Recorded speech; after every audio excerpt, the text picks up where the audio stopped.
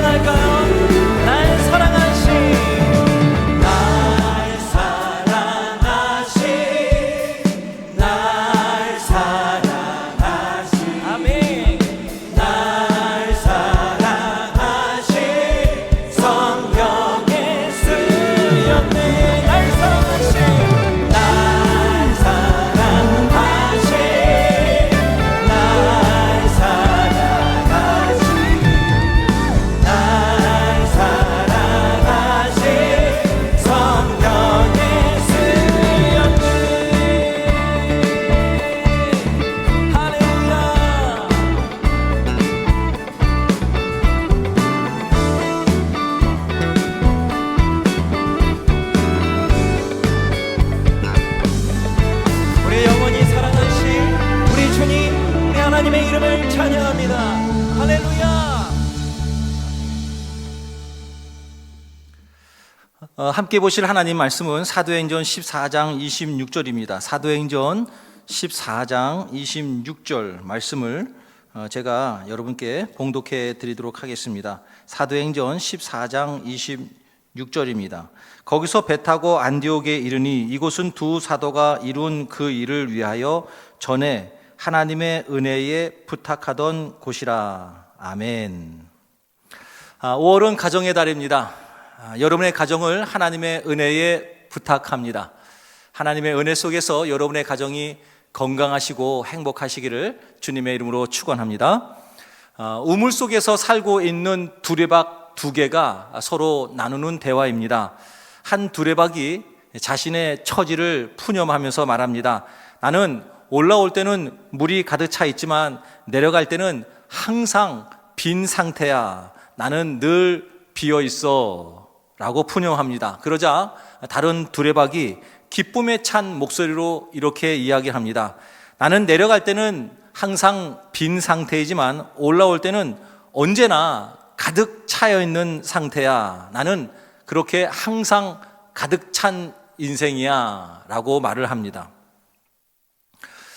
무엇에 관심을 두고 무엇에 초점을 맞추고 살아가는가에 메시지를 담고 있습니다. 우리 그리스도인에게는 십자가의 두레박과 부활의 두레박이 따로 있는 것이 아닙니다. 하나의 두레박입니다. 그래서 어떨 때는 십자가의 고난이 있고 어떤 때는 부활의 능력이 있습니다. 두 가지 모두 우리의 삶입니다. 비록 내려갈 때는 십자가의 고난이 있고 올라올 때는 부활의 능력으로 가득 차서 올라오는 것입니다. 이 것 중에서 우리가 어디에 더 중점을 두고 살아야 하는지는 아주 선명합니다. 부활에 초점을 맞추고 사셔야만 합니다. 그리스도의 삶은 십자가의 삶이지만 그리스도의 삶은 부활의 삶입니다. 늘 부활에 초점을 맞추시고 항상 기쁘게 항상 생명력 넘치게 살아가는 우리 사목의 모든 가족분들 되시기를 다시 한번 주님의 이름으로 축원합니다. 오늘 낮에 나눈 말씀을 중심으로 해서 우리의 가정을 하나님의 은혜에 어떻게 부탁해야 되는지, 어떤 내용으로 부탁해야 되는지를 조금 더 구체적으로 적용을 해보도록 하겠습니다. 가정은 크게 세 가지로 구성이 되어 있습니다. 부부, 자녀, 그리고 부모님입니다. 이 세 관계가 모두 다 소중하고 중요합니다. 그러나 우선순위가 있습니다. 그 우선순위를 잘 지킬 수 있어야 가정이 행복하고 건강할 수 있습니다.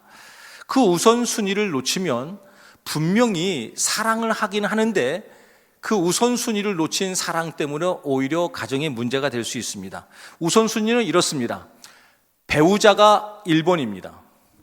2번이 자녀입니다. 3번이 부모님입니다. 이것을 우리 부모님들이 들으면 섭섭해 하실까요? 그렇지 않습니다. 믿음의 부모님들이라면 이 우선순위를 결코 가볍게 여기지 아니하시고 전혀 섭섭해하지 않으실 것입니다. 이 순서가 지켜져야 건강한 가정이 이루어집니다. 여기에 대한 성경적 배경이 있습니다. 하나님께서 인간을 창조하셨습니다. 제일 먼저 하나님은 아담을 그리고 그의 배우자인 하와를 창조하셨습니다. 하나님의 창조의 1번이 부부입니다. 2번이 그 다음 가인과 아벨입니다. 자녀를 두 번째로 창조하셨습니다. 세 번째로 창조하신 것이 바로 가인과 아벨에게 아담과 하와를 부모님으로 모시게 한 겁니다. 부모님이 세 번째 창조가 된 것입니다. 이 순서를 우리가 우선순위로 삼고 잘 지켜나간다면 우리의 가정은 조금 더 흐트림 없이 하나님의 은혜 속에서 건강하게 세워져 가게 될 것입니다. 자, 그러면 이제 우선순위대로 여러분의 배우자를 먼저 첫 번째 여러분의 배우자를 하나님의 은혜에 부탁하시기 바랍니다. 자, 두 가지인데요. 첫 번째는 여러분의 배우자의 생명과 믿음과 사명을 하나님의 은혜에 부탁하십시오. 오늘 낮의 말씀을 그대로 여러분 배우자를 위해서 하나님의 은혜에 부탁하시면 됩니다. 두 번째, 이것이 이제 중요합니다. 이것이 이제 적용입니다. 두 번째, 여러분의 배우자를 하나님의 은혜에 맡길 때 무엇보다도 세상의 그 어떤 것보다도 심지어는 여러분 자신보다도 하나님을 더 사랑하도록 부탁하십시오. 하나님을 이 세상에 배우자보다도 나보다도 더 사랑하면 틀림없이 여러분의 가정은 건강할 것입니다. 그리고 여러분의 배우자는 여러분을 끔찍하게 사랑하게 될 것입니다. 하나님을 사랑하는 여러분의 배우자로 인해서 여러분의 가정은 언제나 안전하게 될 것입니다. 여러분의 배우자가 이 세상에 그 무엇보다도 그 누구보다도 하나님을 더욱 사랑하도록 하나님의 은혜에 부탁하시기 바랍니다. 두 번째는 여러분의 자녀를 하나님의 은혜에 부탁하십시오. 먼저 첫 번째는 여러분의 자녀의 생명과 믿음과 사명을 하나님의 은혜에 맡기시기 바랍니다. 자, 두 번째, 이것이 중요합니다. 여러분의 자녀를 하나님의 은혜에 맡길 때는 반드시 제일 중요한 겁니다. 여러분의 자녀들의 마음이 담대하도록, 두려움이 없도록 하나님의 은혜에 부탁하시기 바랍니다. 성경에서 하나님의 자녀들에게 하나님이 가장 많이 말씀하신 내용이 서로 사랑하라가 아닙니다. 담대하라였습니다. 우리의 마음이, 우리 자녀들의 마음이 두려움에 빠지고 근심과 걱정에 빠지지 않도록 하나님의 은혜에 부탁하십시오. 여러분의 자녀들이 하나님의 은혜에 힘입어서 담대하다면 걱정할 거 하나도 없을 것입니다. 꼭 여러분의 자녀들의 담대한 마음을 하나님의 은혜에 부탁하시기 바랍니다. 세 번째는 여러분의 부모님을 하나님의 은혜에 부탁하십시오. 첫 번째는 여러분의 부모님의 생명과 믿음과 사명을 하나님의 은혜에 부탁하시기 바랍니다. 여러분의 부모님의 연세가 얼마가 되셨던 간에 여러분의 부모님에게는 아직도 사명이 있습니다. 그 사명을 감당할 수 있도록 생명력을 허락하여 주시고 믿음의 어떤 환경 속에서도 믿음에 흔들리지 않도록 그리고 사명을 계속해서 감당할 수 있도록 위에서 기도하면서 하나님의 은혜에 부탁해 주십시오. 자, 두 번째, 이것이 중요합니다. 여러분의 부모님을 위해서 기도할 때는 반드시 이것을 놓치시면 안 됩니다. 오랜 세월 삶을 사셨습니다. 그 살아온 삶에 대한 후회와 아쉬움이 없도록 기도해 주세요. 후회와 아쉬움이 없도록, 그리고 지금 평안하고 기쁠 수 있도록 여러분 부모님의 마음을 하나님의 은혜에 부탁해 주시기 바랍니다. 지나온 오랜 세월에 대한 후회나 아쉬움이 없도록, 그리고 지금 기쁘고 평안할 수 있도록 하나님의 은혜에 여러분의 부모님을 부탁해 주시기 바랍니다. 그리고 마지막으로 여러분 자신을 오늘 낮의 말씀처럼 여러분의 자신에 대한 생명과 믿음과 사명을 하나님의 은혜에 부탁하시기 바랍니다. 틀림없이 하나님의 은혜에 위탁한, 하나님의 은혜에 부탁한 여러분의 가정은 하나님께서 축복해 주실 것입니다. 그렇게 하나님의 은혜에 부탁한 여러분의 가정이 영적인 안디옥 교회입니다. 놀라운 사명입니다. 영광입니다. 여러분의 가정이 아무쪼록 영적인 안디옥 교회요, 여러분의 가정의 모든 구성원들이 바울과 바나바처럼 늘 생명력이 넘치고 믿음에 머물러 있고 사명을 멈추지 않고 끝까지 감당하는 그런 복된 가정이 다 되시기를 주님의 이름으로 축원합니다. 오늘 이 가정 예배를 드리시는 여러분 꼭 이 언어를 표현하십시오. 하나님의 은혜에 배우자를, 자녀를, 부모님을, 그리고 나를 부탁합니다. 이렇게 기도하고 가정 예배를 마치고 또 행복한 가정 모임이 되시기를 주님의 이름으로 축원합니다. 기도하시겠습니다.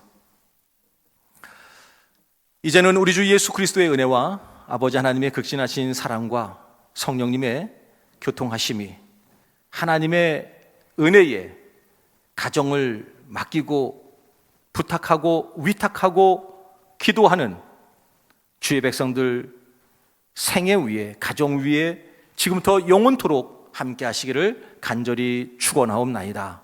아멘.